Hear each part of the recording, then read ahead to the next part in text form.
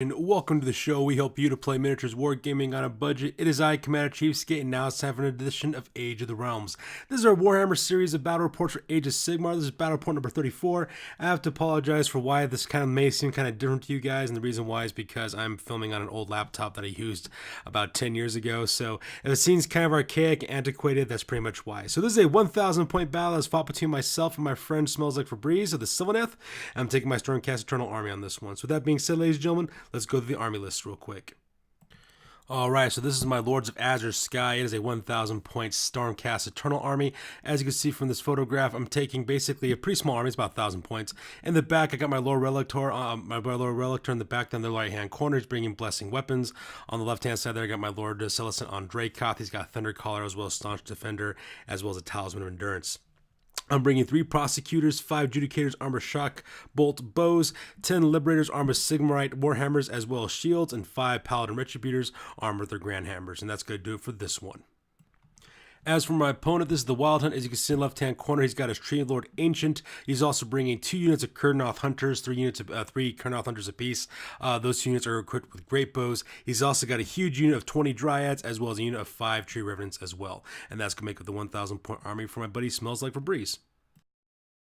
So let's go and talk about the scenario rules real quick. For they're fighting on a 4x4 table, since we're fighting about 1,000 points apiece. There really isn't so much scenario rules on this one, as more like we're just trying to fight it out to the end is basically what we're trying to do. So the only thing we're really going to do is just deploy on opposite end of the tables, try to eliminate each other very quickly, and take them out as well. As you can see on the terrain, we got like a chateau with some fences, we got some hills and some watchtowers, and that autumnal colored forest there, it's on the top of the screen there. As you can see on the other far side of the battlefield, that's where my opponent set up his Sylvaneth Wildwood for this one.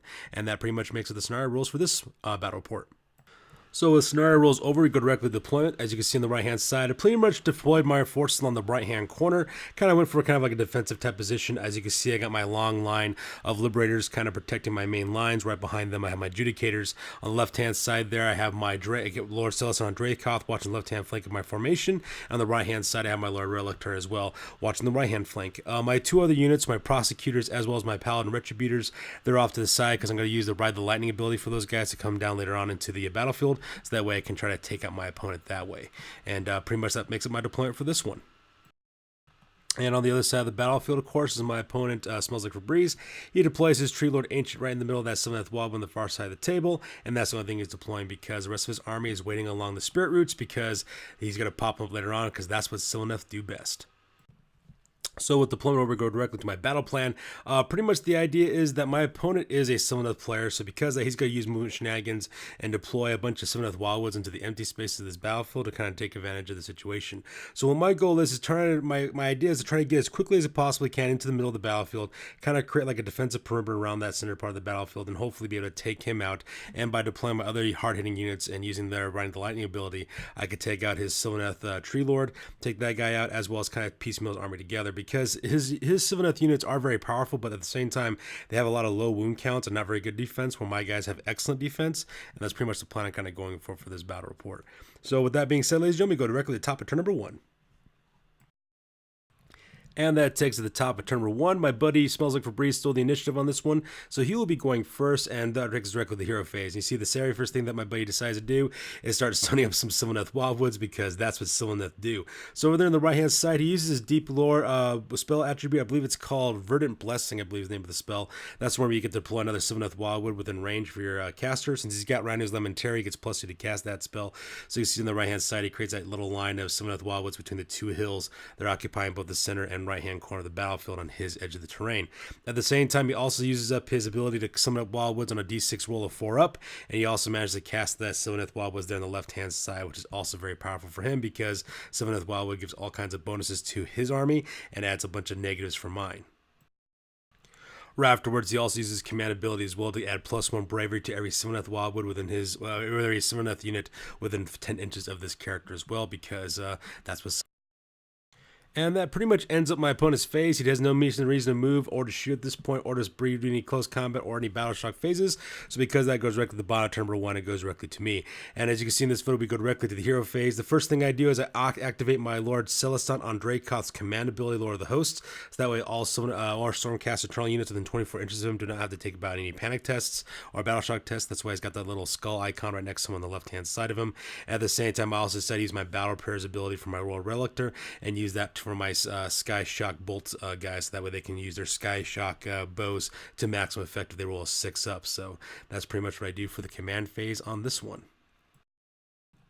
So from the end of the hero phase, you go directly to the move phase. As you can see in this photo, I just waste no time whatsoever and start sending my forces forward as well. Now I have to be kind of careful with this part because my opponent's going to try to deploy a bunch of Sylvaneth Wildwoods around my main lines and get me completely surrounded. And the reason why I know this is because I used to play Sylvaneth, so I know exactly what kind of tactics to use to actually envelop your enemy and to destroy them.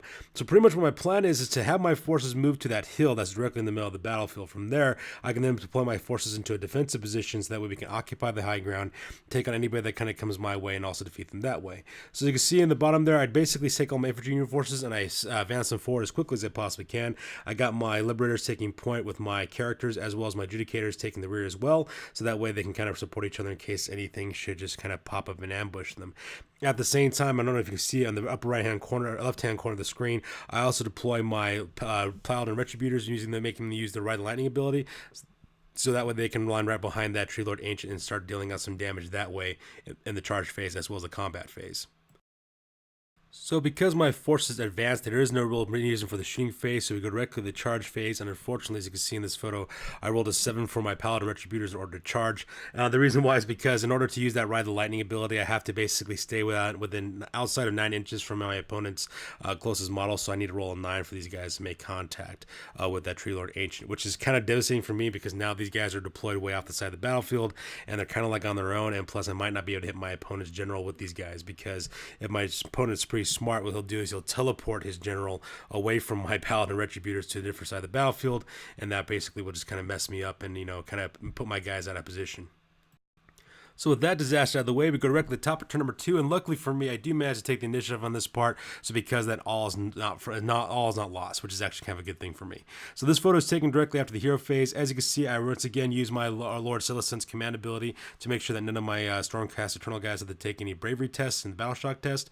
I also once again put that Blessing Weapons ability onto my unit of Adjudicators because I'm planning on shooting this next turn in order to try to take off some wounds on top of that Tree Lord Ancient, and that pretty much makes it the hero phase for this part.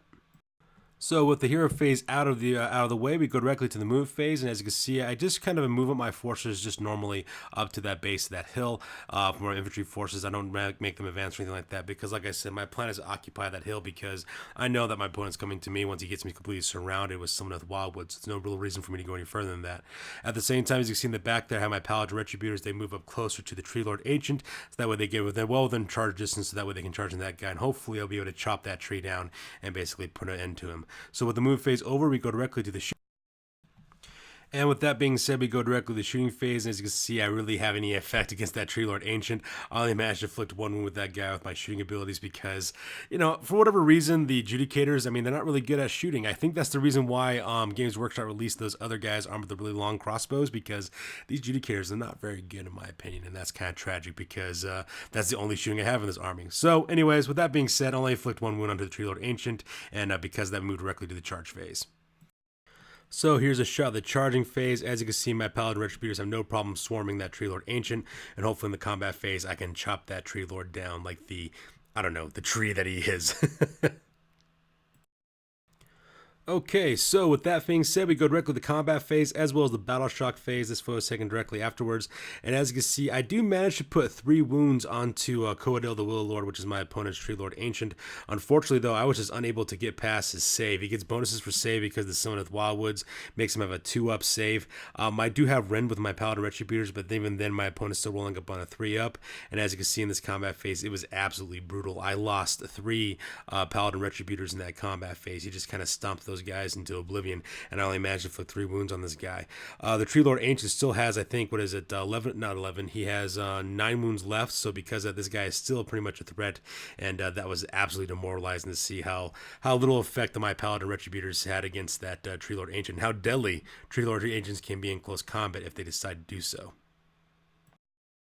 So that takes directly to the bottom of turn number 2, this time for the Sylvaneth, and as you can see during this photo, during the hero phase, my opponent once again summons up 2 new Sylvaneth Wildwoods, those 4 pieces of scenery.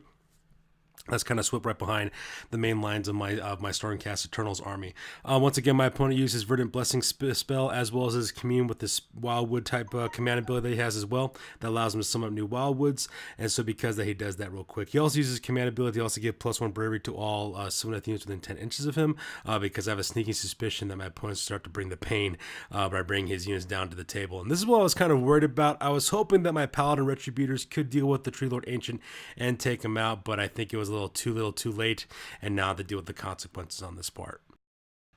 So with the hero phase over, we go directly to the movement phase. As you can see in the photo, this is where my opponent smells like Febreze brings the pain in order to like kind of stick it to me at this point. As you can see, the very first thing he does, he teleports his Tree Man Ancient away from the Sylvaneth Wildwoods that was on the top of the screen over to the bottom left-hand corner. He's kind of cut off from the photo. I apologize for that, but he's in the bottom left-hand corner of the screen now, hiding amongst those Sylvaneth Wildwoods. At the same time, he also deploys, starting from the right-hand side, his 5 Tree Revenants. He deploys those guys and puts them right directly behind 9 inches behind my Lord Relictor, and I have the sneaky suspicion he's going to charge those guys into there because Tree Revenants are good at character assassination, and that's what they're designed to do. At the same time, on the very bottom of that chain of Sylvaneth Wildwoods, he deploys his 6 Kurnoth Hunters and have them directly aimed their bolts right at my general at the same time, which is kind of scary. So those guys, not only did they teleport in 9 inches away from my general, they also they rolled a 6 up when they came in, so that way they can move again. So now they moved a little bit closer to my general, so that way they can both shoot as well as charge my general, which is absolutely terrifying. At the same time, on the left-hand side, he deploys his whole unit of the Court of Seasons. All 20 of those Dryads are deployed 9 inches away from my left-hand Liberator Prime there on the left-hand side, and that's where he deployed his forces as well. And as you can see, he's caught me in a classic kind of like L-shaped ambush where not only is he attacking me from one edge of the battlefield, but he's also attacking me from the flank as well. And I'm very familiar with this kind of layout because I've done this to my opponents countless times when I played Sylvaneth, so it's kind of like karma at this point. So that makes up my opponent's move phase for this one. During the shooting phase, my opponent takes aim with all 3 of his Kurnoth Hunters and opens up a fire onto my general at the same time, inflicting 6 wounds onto him. So he's only packing 8 wounds at this point. He's only got 2 more wounds left. And these guys swarming in close combat, which I'm assuming my buddy smelled like what he's going to do. It's going to be absolutely devastating for my general. At the same time, he also tries to shoot with Coedo the Will-Lord, but unfortunately for him, though, he misses his shot and was unable to hit. So with the shooting phase over, we go directly to the charge phase. As you can see, my buddy smells like Febreze sends in his forces to start taking my army apart. The first thing that he does, he sends in his Kurnoth Hunters, 3 of them into my Liberators, at the same time sending 3 more to my Lord Silasson Dracos, so that way they engage those guys into close combat. He also sends in his Tree Revenants in as well to finish off my Lord Relictor. And that pretty much makes it the charge phase for this one. Alright, so that takes us to the combat phase as well as the battle shock phase. This photo is taken after the battle shock phase. And as you can see, my opponent had no problem whatsoever destroying my Lord Silasson on Dracoth, as well as inflicting a wound, killing one of my Liberators at the same time. I managed to inflict 4 wounds onto one of his Kurnoth Hunters, but unfortunately for me, though, I just didn't have enough strength in order to knock off 1 more wound. Those Kurnoth Hunters do pack 5 wounds apiece, so because of they're very, very tough. Luckily for me, though, his Quiverling attacks didn't really do much damage against my Liberators. However, that stomp attack that those Kurnoth Hunters get when they roll a 4 up on a d6, causing a mortal wound in the process of doing that was what killed my Liberator. It was like two of them managed to pull that stomp off, and because that one of my Liberators died, and so that was completely demoralizing. Luckily for me, though, my command ability to make sure that none of my guys had to take a panic test during the battle shock test was still going on, so because of that, none of my Liberators ran, but at the same time, though, realizing how deadly these guys are going to be in close combat. Meanwhile, on the other side of the battlefield, my Lord Relictor managed to kill 2 of those Tree Revenants, but the Tree Revenants managed to put 4 wounds onto my Lord Relictor as well. So my Lord Relictor might have another turn to survive if I'm lucky and get Healing Storm off on him, and hopefully heal him up a couple of wounds. But if not, though, these Tree Revenants would have no problem whatsoever slotting my Lord Relictor, and that would be really bad for me at that point. So at the top of turn number 3, I managed to take initiative back again, so that was kind of awesome. During the hero phase, I did try to cast my healing storm ability, but unfortunately I just failed to roll the 4 up in order to make that spell happen. So because of that, nothing much really happens from that point. So we go directly to the move phase. As you can see in this photo, what I decided to do is kind of spread out my forces into that perimeter I was talking about earlier. I send the rest of my liberators in to deal with these Kurnoth hunters, so that way they can engage those guys in close combat. Hopefully I'm able to destroy those guys, because if I can take out these Kurnoth hunters, I might stand a chance and actually win this battle report, because then it buys me enough time for me to engage those dryads. At the same time, I also pull back my liberators as well, so my adjudicators as well, so that way they can start taking some shots at those Kurnoth hunters, hopefully put some wounds on those guys, and also lend support for my Lord Relictor. Now, I did try to deploy my prosecutors during this time period as well, but unfortunately I failed to roll a 3 up for them to ride the lightning, so because of that, they remain in the heavens, unable to help me at this point. Unfortunately for me, the shooting phase was a complete wash. I was unable to inflict any wounds whatsoever until my opponent, so because of that, it was a wasted opportunity. So we go directly to the combat phase, and all I managed to do with all the attacks I have with my liberators, I managed to kill one Kurnoth hunter. I was just flubbing my rolls, rolling nothing but 1s and 2s in this combat phase. It was absolutely atrocious. In return, my opponent managed to kill, I think, 2 more of my my liberators. I believe what I ended up having here, 6, 7, yeah, killed 2 more of my liberators in the process of doing that, and that was absolutely devastating. It was by sheer luck that I didn't lose any more guys. So bravery test at that point. It was absolutely horrible. I just can't believe how badly my army is kind of doing in this battle report. So with combat phase over, as well as the battle shock phase, we go directly to the bottom of turn number 3 for the Sylvaneth. So during the hero phase, my opponent uses his command ability to give +1 to leadership of his army. And during the move phase, my opponent starts maneuvering his forces to kind of swarm me and surround my troops and to pretty much go for the killing blow at this point. As you can see on the left-hand side, he moves up his dryads. That way they're within 3 inches of my liberators, so that way they can charge into my liberators and engage those guys in close combat. He also disengages combat with his Kurnoth hunters and move those guys towards my adjudicators, so that way you can start taking aim with some great bows against my troops and hopefully destroy those guys as well. I also forgot to mention too, on the right-hand side, if you notice, my Lord Relictor is gone. That's because during the combat phase, my Lord Relictor was killed off. I forgot to take a photo of it during the last combat phase, so because of that, I apologize. However, his 3 tree revenants also get ready to charge into the back of my 3 adjudicators as well. And as you can see in the bottom there, he also moves up his general up to the left-hand side of my army, because at this point, why not? And this is where I realized that the killing blow is coming from our army, and there's absolutely nothing I can do to stop it. During the shooting phase, my opponent takes his Kurnoth hunters and just open up on my adjudicators. Managed to kill every single one of them except for 1 adjudicator left over, and that was my prime. So now that makes him an easy target to be destroyed by my opponent's tree revenants, which is just absolutely horrible for me. And in the charge phase, he sends everything into the rest of my army, getting ready to destroy. As you can see, he sends in his dryads as well as his Kurnoth hunters to completely surround my liberators. He also charges in his general to take on my liberators as well. And then he sends his last 3 of his tree revenants into the back of my adjudicators, so that way he can destroy those guys as well. And that makes it the charge phase for my opponent on this one. So with charge phase over, we go directly to the combat phase as well as the battle shock phase. This photo is taken directly after both.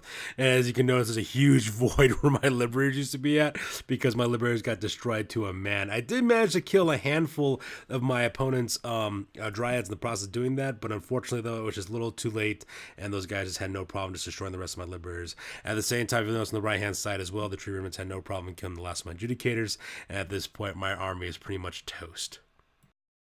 And that takes directly to the end of the game, ladies and gentlemen. At this point, I realized I had too many losses, and there's no way 3 prosecutors are going to be able to turn the tide at this point, and that can see the game to my opponent at that point. Once again, ladies and gentlemen, that's going to pretty much wrap it for this one. I'm using an older version of iMovie, a movie edition that was for like 10 years old, actually 12 years old now, actually, do the math on it. It's really a long time ago. So because of that, I'm not really going to do an after-action report so much, because the credits sequence that I usually do, the title sequences, is kind of weird on the system, so I'm not sure how to get that work around yet. So because of that, I do apologize for the primitive nature of the production value on this video. But yeah, that's just the way it kind of rolls, unfortunately, because I'm using a really old system that's not very responsive, and unfortunately, that's just the way it has to go until my iMac gets fixed, if it ever gets fixed. I'm not really sure at this point. And if you're also wondering how come this is battle report number 34 and what happened to battle reports number 33 and 32, like I said before, I had about a month's worth of content left on my iMac when I was doing when it crashed on me. So because of that, those 2 battle reports are on my computer on my iMac, and hopefully, if I can recover that data, I will put them up at a later time. And from that point, though. I'm just kind of trying to create new content and just keep on going. If I am able to get that content back, I will, of course, upload it onto YouTube. And until then, I'm just going to carry on as business as usual. So that's a good deal for this one, you guys. As always, please feel free to like, comment, and or subscribe. Your guys' input is always invaluable as always. Also, check us out on Facebook, Google+, Instagram, as well as Blogger for all the latest information about our hobby. You guys stay classy. We will catch you guys in the next one. Peace out, and keep the faith, because I'm trying over here.